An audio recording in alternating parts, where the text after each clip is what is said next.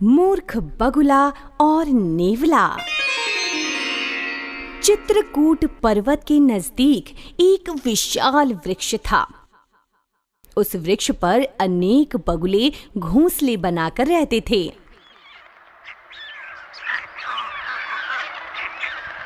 उसी वृक्ष के तने में बने एक कोटर में कालिया नाम का एक नाग भी रहता था।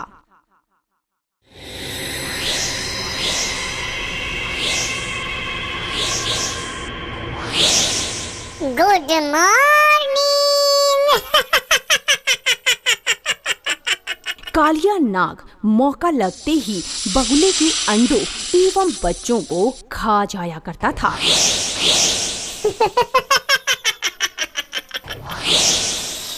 आज मैं सुबह का नाश्ता अंडे से ही करूंगा।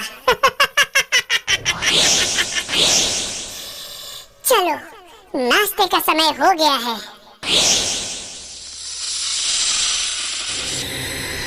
आहा, सुंदर और स्वादिष्ट नाश्ता।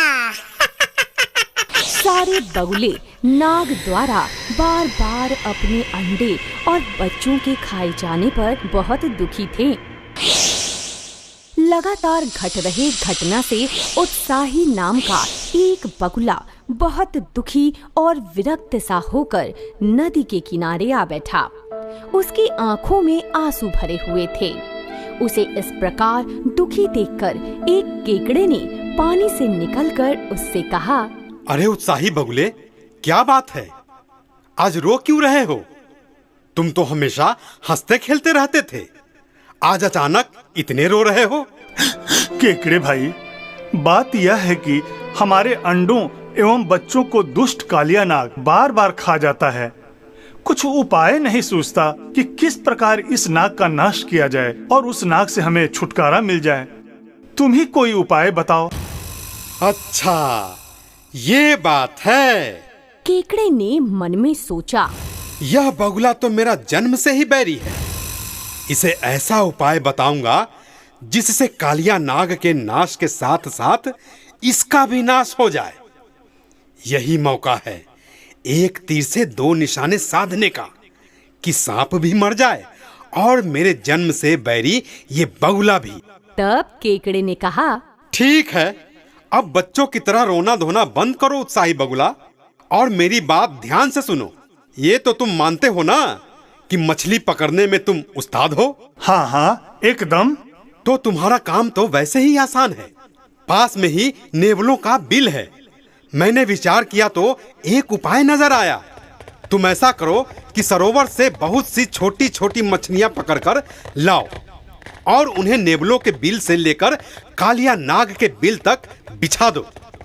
मछलियां खाते खाते नेवले नाग के बिल तक पहुंच जाएंगे। और तुम तो जानते ही हो बगुले कि नाग और नेवलों का तो स्वाभाविक बैर होता है। हाँ हाँ, मछलियों के साथ साथ वे नाग को भी मारकर खा जाएंगे।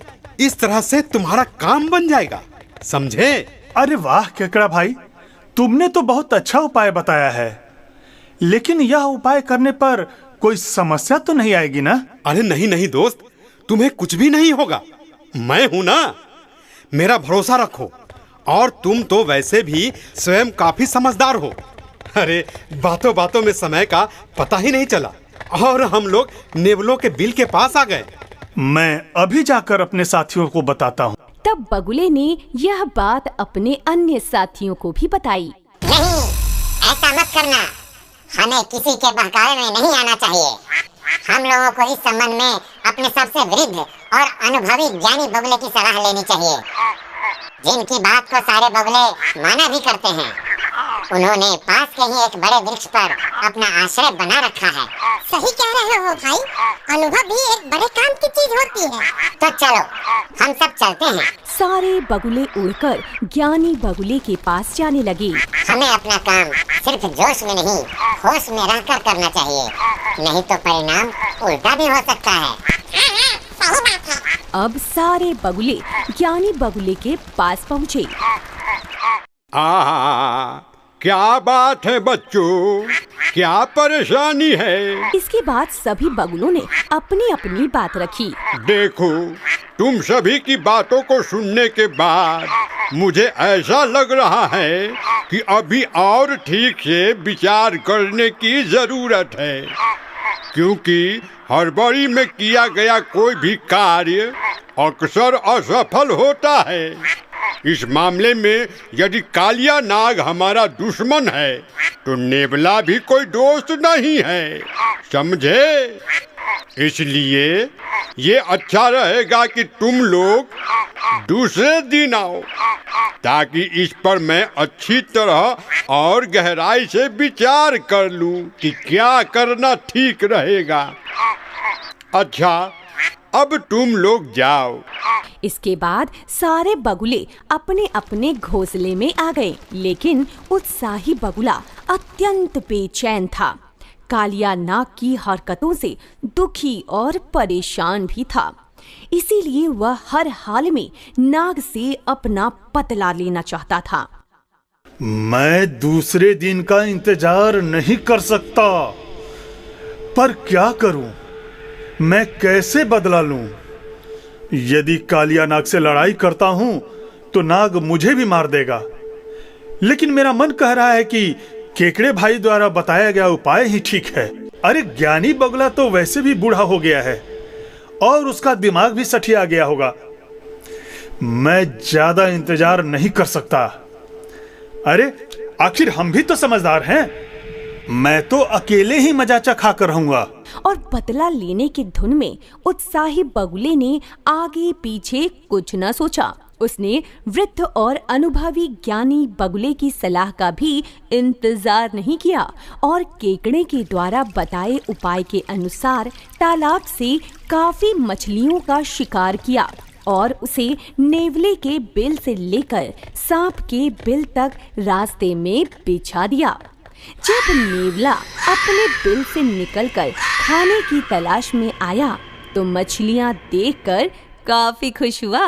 अरे ये क्या चमत्कार है, इतनी सारी मछलियाँ! अभी बुलाता हूँ दोस्तों को। तभी कई नेवले बिल से बाहर आए और सारी मछलियों को चट कर गए।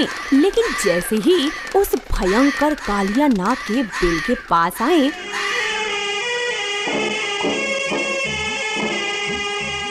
अच्छा, तो ये मेरा पुराना दुश्मन भी यहीं पर है।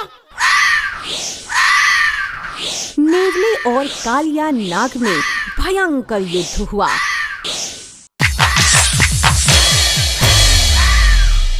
और नेवले ने कालिया नाग को मार गिराया। चलो, आज तो मजा आ गया। मछलियों का स्वादिष्ट भोजन करने के साथ साथ नाग को भी मार गिराया। अब अपने घर चलते हैं। चलो दोस्तों। इस प्रकार से एक मुसीबत का तो अंत हो गया, लेकिन फिर एक नई मुसीबत की शुरुआत हो गई। अगले दिन नेवला खाने की तलाश में घूमते घूमते फिर उसी सांप के कोटर तक आए। अरे आज तो मछलियाँ नहीं हैं, क्या बात है? नेवलों को मछलियाँ ना मिली तो वे भोजन की इच्छा से दाएं बाएं नजर घुमाने लगे। तब उन्हें वृक्ष पर बैठे बगुलों के बच्चों का कोलाहल सुनाई दे गया। अच्छा, तो इस पेड़ पर भी हमारे भोजन का इंतजाम है। बस फिर क्या था, भोजन पाने के लिए सारे नेवले पेड़ पर चढ़ गए और बगुलों के अंडे बच्चों को चट कर गए। अरे ये क्या हो गया दोस्त? अरे ये तो बहुत बुरा हो गया। किसी ने सच ही कहा है कि कभी भी कोई कार्य करने से पहले उसके परिणाम के बारे में भी विचार करना चाहिए, क्योंकि उसका परिणाम उल्टा भी हो सकता है। किसी के बहकावे में आकर और उतावलेपन में किए गए कार्य अक्सर असफल होते हैं और मुसीबत में फंसने का कारण भी। हमें अपने बुजुर्ग और आदरणीय ज्ञानी बगुले की सलाह का इंतजार करना चाहिए था।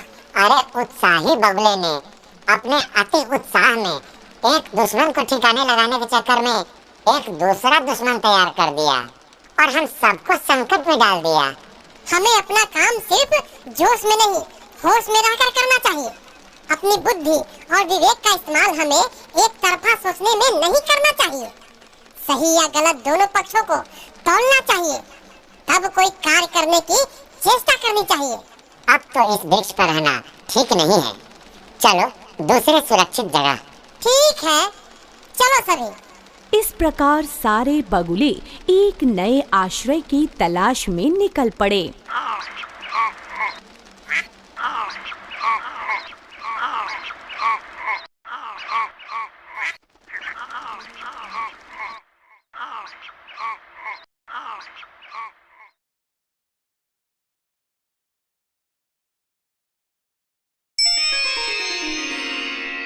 हेलो दोस्तों, आपको हमारी वीडियो कैसी लगी हमें कमेंट करके ज़रूर बताइए।